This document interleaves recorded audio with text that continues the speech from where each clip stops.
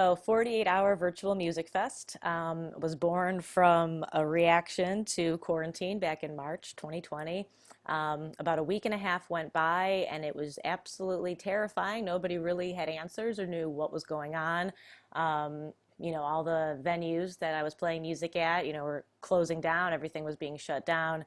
And a friend of mine, actually, Michelle Gaw, I saw her start this virtual shows Cleveland. And so what she was doing was hosting 3 or 4 artists on a Friday night and trying, encouraging them to put a virtual tip jar out or have people email like a donation link. And Cleveland is a really tight community. I'm friends with Michelle. I saw her doing this.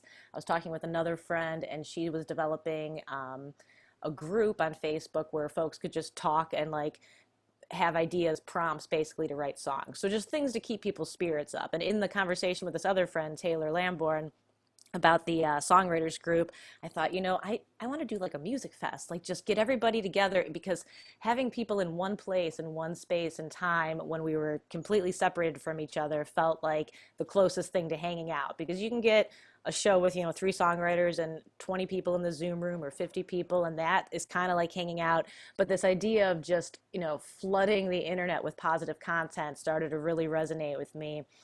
So the idea was sort of a seed with that. And then people like my grandma and other people I was seeing online I'm a night owl. So I was seeing people online at like 2 a.m., 3 a.m. when they normally would not be. And they were sharing content that was very stressful and, causing them anxiety and causing other people anxiety, because that was what was going on in March. And so again, this idea really started to sprout there with, okay, yeah, a blanket of positive content all in one weekend, hour after hour, 48 hours of music. Let's do this. So this idea came about in a matter of a week. It was, a week before the last weekend in March. And I thought, okay, last weekend of the month, let's do this music festival. Because I host so many open mic nights over the years, and again, the community of musicians in Cleveland is massively talented. There's so many great artists that I've shared the stage with, who I consider peers, who I consider inspiration, who look up to me, as an example. So I just started reaching out. I sent a lot of messages to people and said, hey, do you want to go live on Facebook for an hour at a scheduled time? I'm going to release a schedule with everyone's name, hopefully get, you some traction as an artist. Encourage people to, again, put a virtual tip jar as their post description.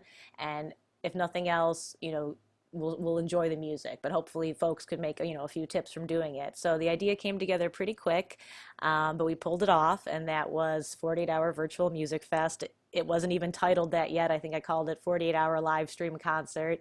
But yeah, we got 48 artists, and they went all around the clock from 11 p.m. Friday night until 11 p.m. Sunday night. And I realized quickly as I was putting this together, I would need some moderators to help. So I reached out to my friend Taylor, who I mentioned, who was in on this idea with me, and a few other people, and said, hey, would you mind watching for these artists to go live and then share their video to the event page that we created? And that way, anyone who knows about the event will definitely be exposed to a new artist. So if someone was coming to the event on Facebook because they knew me and 5 other people, they're going to see posts from artists they've never heard of before, which is always the goal, is to just, expose someone to new music. I know every single one of the artists, and I know they're amazing. I know their songs have given me chills and lifted me up, in different days. So it worked out really well. And as soon as it was over, I knew I had to do this every month until who knows when. So I did another one, and I did another one, and I tried to mix up the artists that joined. And even with the first one, the idea was not all music. We had some yoga and dance flow and meditation. So, we try to do those in like the morning hours, like 6 a.m., quiet meditation with sunrise. And worked out really well. So, I created a page on Facebook since then, so that there's like a hub to kind of get people informed. I had some more help with a woman named Amanda Nix, who made me a really sweet digital sign-up sheet so that I wasn't direct messaging every single artist and going back and forth with what time they want to play, because that got really hectic. All of a sudden, I was really busy. I went from having nothing to do to, running something that required hours and hours every day. So yeah, we have a nice digital sign-up sheet, and then folks can like pick their ideal time to play. But really, one of the best things about it is just releasing the schedule and being able to see 48 plus artists' names, links to their pages, and the promotion of it. It's not just about someone tuning in and catching their set. It's about someone going, oh, I haven't heard of that artist. And they might click on their page and give it a follow, a like, and then catch them in the future. So, as much as I want people to tune in every weekend that we do the festival, it's also really cool to just be circulating these names of artists who are out there.